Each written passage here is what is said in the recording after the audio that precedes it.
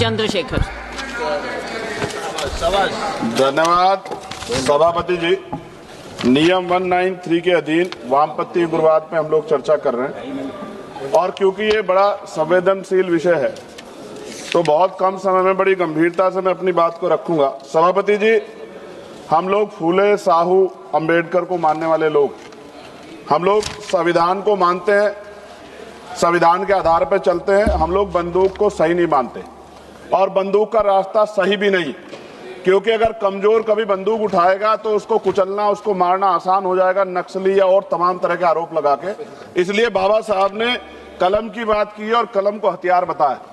सभापति महोदय, मगर सवाल ये है कि 1947 में जब हम लोग आजाद हुए तो इस देश का जो वंचित वर्ग, SC, ST, OBC, जब 15 अगस्त को आजादी का सवेरा आ गया तो क्या जल, जंगल, जमीन में बंटवारा हुआ? उसको उसका हक अधिकार मिला?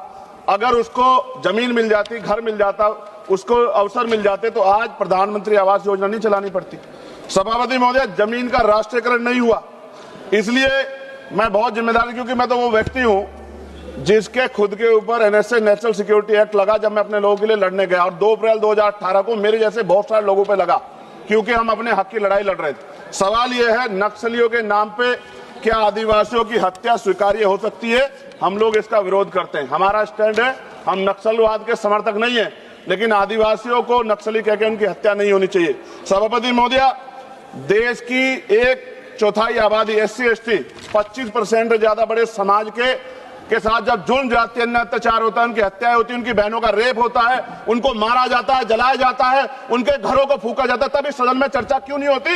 ये सदन क्यों नहीं सुनना चाहता? SC, ST, OBC के अन्याय की आवाज क्यों नहीं सुनना चाहता? कितनी चर्चाएं होती हैं, आज हालात कितने सारे अलग अलग हैं, लेकिन चर्चा इतने बड़े 25% समाज पे क्यों नहीं होती?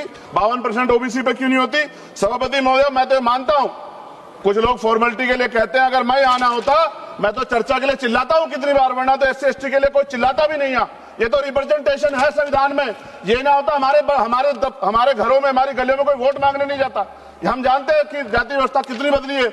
और एक हमारे सज्जन कह रहे थे कि जाति व्यवस्था की वजह से एक दलित ने छोड़ दिया नक्सलवाद को, लेकिन सवाल यह है, बाबा साहब अम्बेडकर ने भी ये धर्म छोड़ा था क्योंकि यहाँ जाति व्यवस्था खाई है, ऊंच नीच का भाव। सभापति महोदय, हमारे सम्मानित एक भाजपा के सांसद जवाब दे रहे थे बड़ी चिंता के साथ। सभापति, बहुत इंपॉर्टेंट है, आप सुनिए, बहुत इंपॉर्टेंट है ये।